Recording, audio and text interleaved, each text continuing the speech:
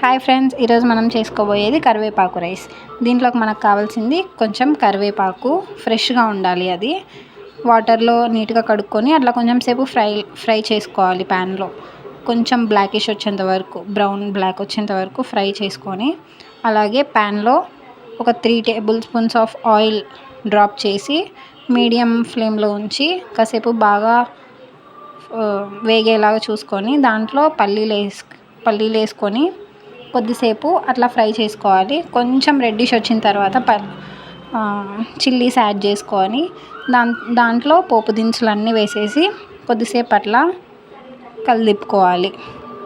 ఇందాక మనం వేయించుకున్న కరివేపాకు మిక్సీ పట్టుకొని సైడ్లో పెట్టుకోవాలి. దీంట్లో మళ్ళీ కొంచెం సాల్ట్ వేసుకొని కొద్దిసేపు కలిదిప్పుకొని సైడ్లో మనం అన్నం కొంచెం సేపు చల్లారబెట్టుకోవాలి.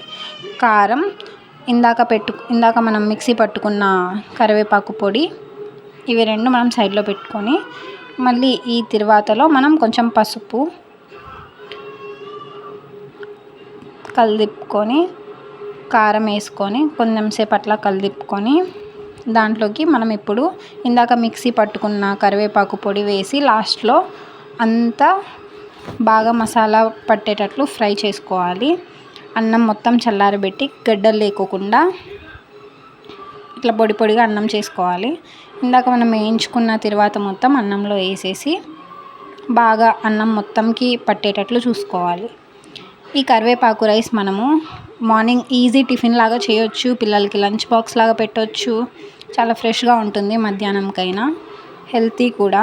చాలామంది కరివేపాకు తినరు కదా, దాన్ని ఇట్లా పొడిలాగా చేసుకుంటే వాళ్ళకి తిన్నట్టు ఉంటుంది, విటమిన్స్ అందుతాయి, ప్రోటీన్స్. ఈ విధంగా మనం కరివేపాకు రైస్ వల్ల చాలా యూజెస్ ఉన్నాయి.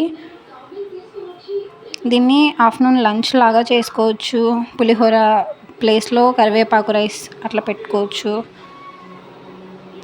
అంతే ఫ్రెండ్స్, ఫైనల్లీ మన కరివేపాకు రైస్ రెడీ.